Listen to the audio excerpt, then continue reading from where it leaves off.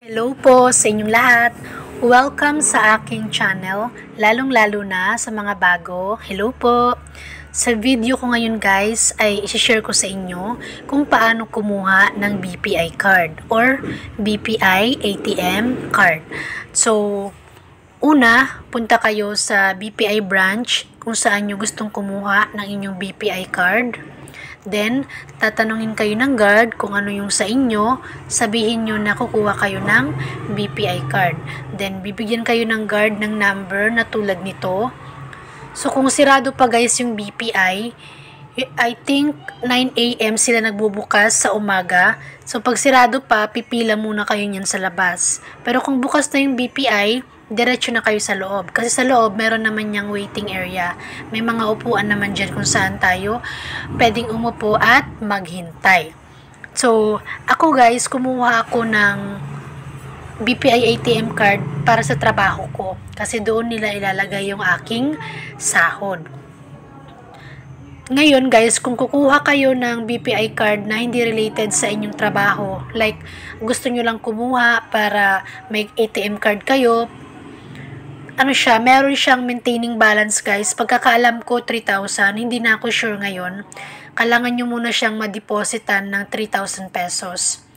Pero since ito, payroll to, para sa trabaho ko, kaya hindi ko na kailangan ng maintaining balance na 3,000 or mag-deposit ng 3,000. Bali, 100 pesos lang yung binayaran ko dito guys sa pagkuha ko ng BPI card ko.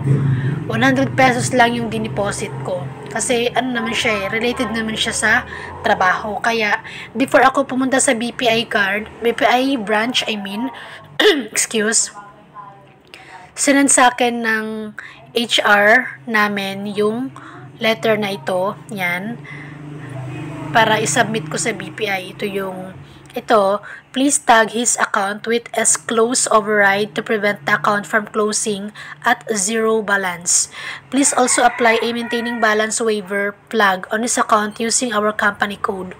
So, kahit wala siyang maintaining balance, okay lang kasi connected siya sa aking trabaho. So, pinaprint ko to.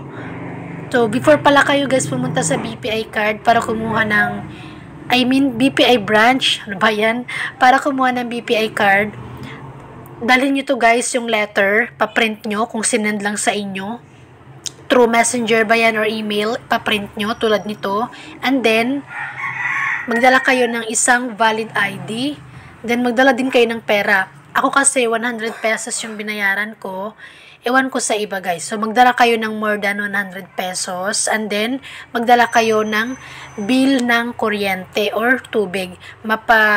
Old bill man yan or bago, magdala kayo kung meron kayo.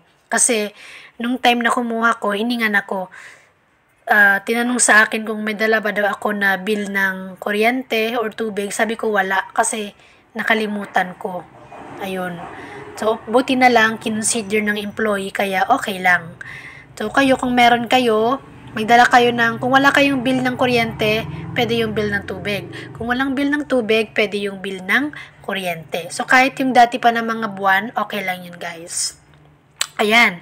So, dito na tayo sa loob. Hintayin nyo, guys, na tawagin yung number nyo. For example, itong sa akin, number 15.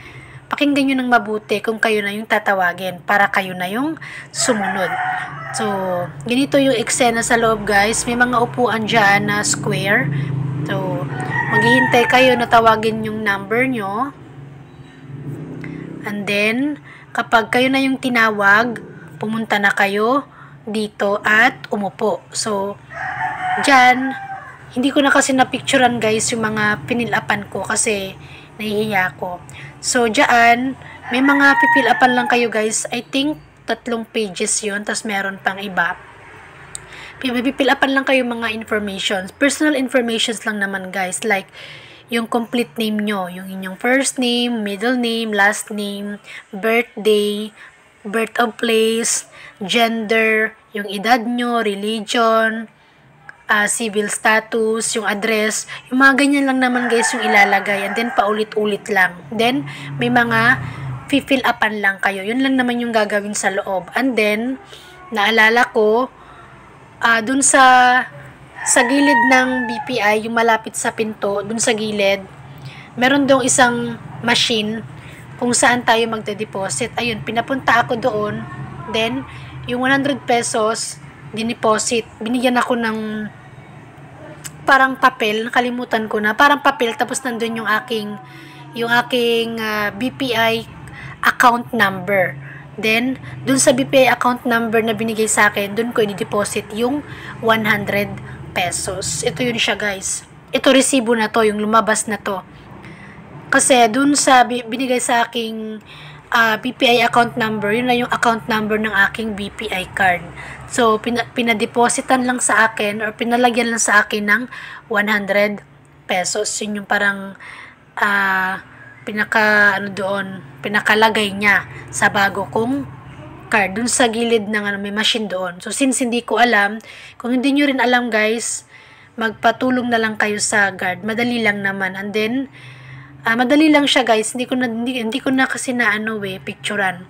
Then ayun, ito yung resibo na lalabas. Andyan yung date, yung time kung kailan kayo nag-deposit, kung magkano, at andyan sa gilid yung aking account number ng aking BPI card. And then pagkatapos niyan guys, ibigay nyo sa kanila. And then naalala ko, ayun lang yung last na process. And then binigyan na ako nito.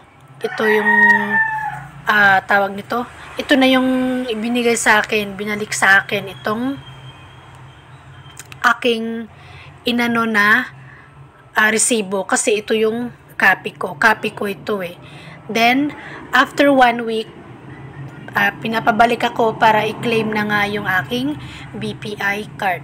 So once na na-claim nyo na yung inyong BPI card guys, diba, after 1 week pinapabalik kayo. Once na makuha nyo na yung inyong BPI card guys, i-change pin nyo na siya kaagad. Kasi yung bagong BPI card natin na yun, meron yung temporary pin. Yung temporary pin na yun, papalitan natin ng sariling pin natin, yung ginawa natin na pin. Kaya dapat papalitan natin siya kaagad ng pin. Meron akong video guys, tutorial kung paano mag-change pin ng bagong BPI card. Nagawan ko yan ng tutorial guys.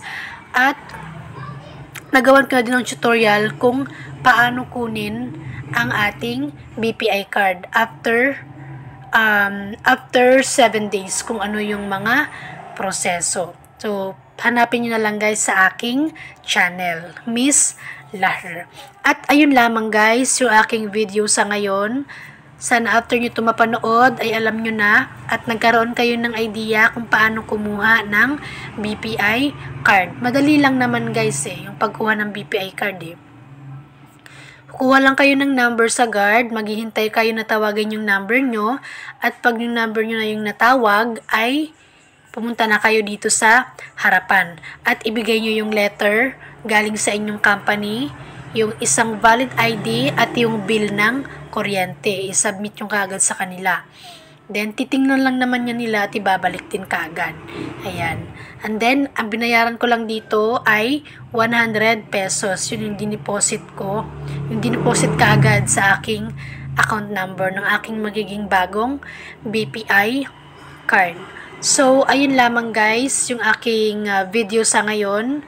Sana after nyo ito mapanood ay nagkaroon kayo ng idea. Pasensya na kung medyo matagal kasi gusto ko lang talaga na mas maintindihan nyo yung sinasabi ko. At kung meron kayong mga katanungan guys, ay i-comment nyo na lang sa baba. At pa-favor na lang po ako guys na sana po ay huwag nyong kalimutang i-like ang video na ito, mag-subscribe sa aking YouTube channel, at pakiclick na lang din po ng bell sa gilid para kapag meron akong bagong upload ng mga informative videos ay ma-update at ma-notify kayo. And always remember, so many things to be grateful for. Your family is the dream of every orphan. Your house is the dream of every homeless person. Your good health is the dream of all who are sick. Your job is the dream of every unemployed. take a moment to count your blessings. Ayun lamang po at maraming salamat sa panonood.